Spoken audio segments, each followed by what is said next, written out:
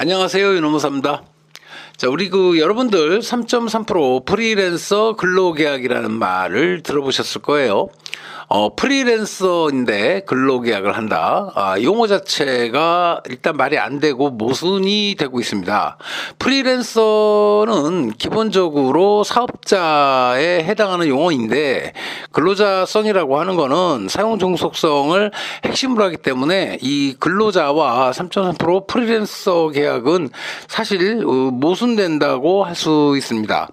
자, 그런데 최근에 근로자임에도 이러한 3.3% 프리랜서 소득세를 원천 징수를 해왔던 사업주나 근로자분들 발등에 불이 떨어졌어요. 최근 고용노동부는 법까지 개정하면서 소위 이 가짜 3.3% 프리랜서 사업장을 단속하겠다 나서고 있는데, 제가 최근 진행하고 있는 사건 중 하나도 바로 이런 유형의 사건입니다.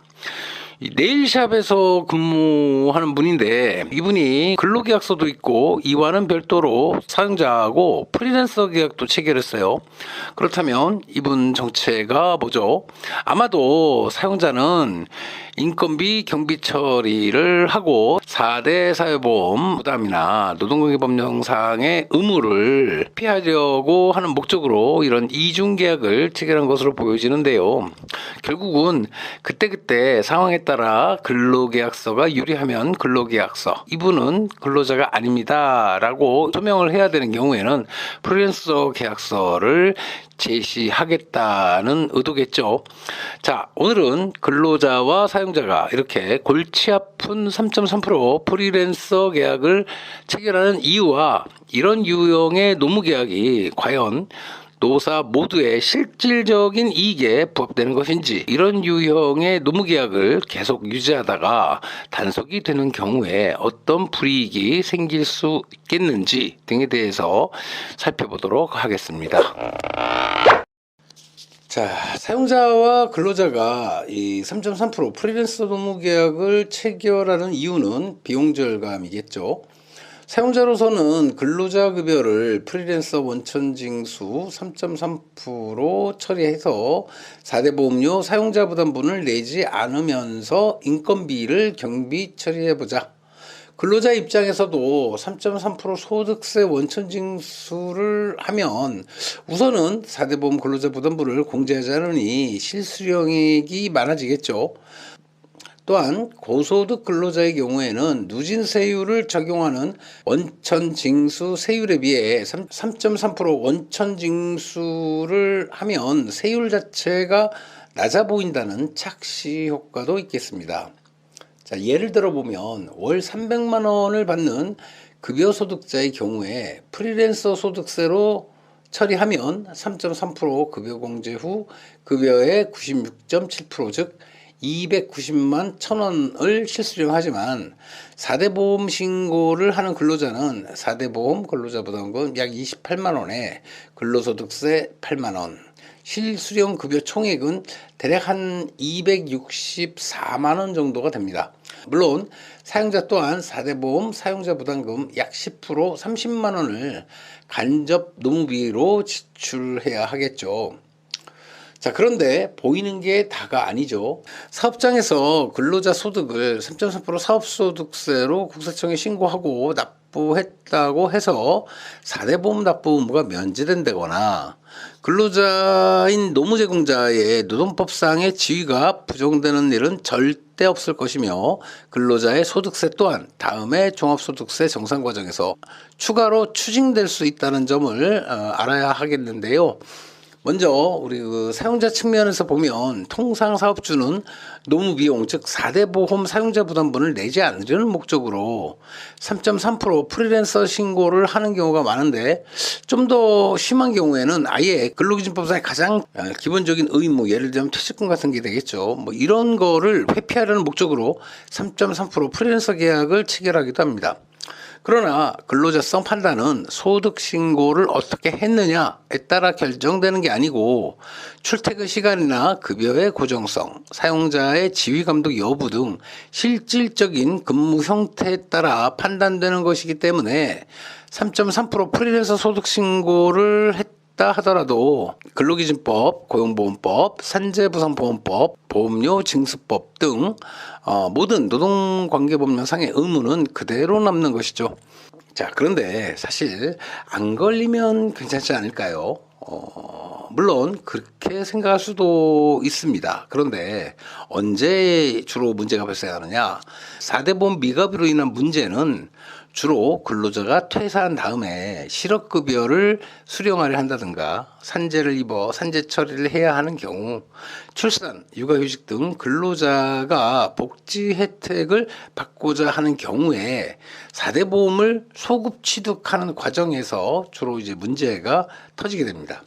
그런데 근로자 퇴직 후 문제가 터지면 사업주는 그동안 납부하지 않았던 4대 보험료 사용자 부담분과 과태료는 물론 근로자 부담분까지 우선은 사업주에게 원천징수 의무가 있기 때문에 납부해야 하는 경우가 발생할 수 있겠습니다. 근로자 또한 3.3% 사업소득세 원천징수했다고 소득세 납세 의무가 거기서 끝나는 게 아니에요.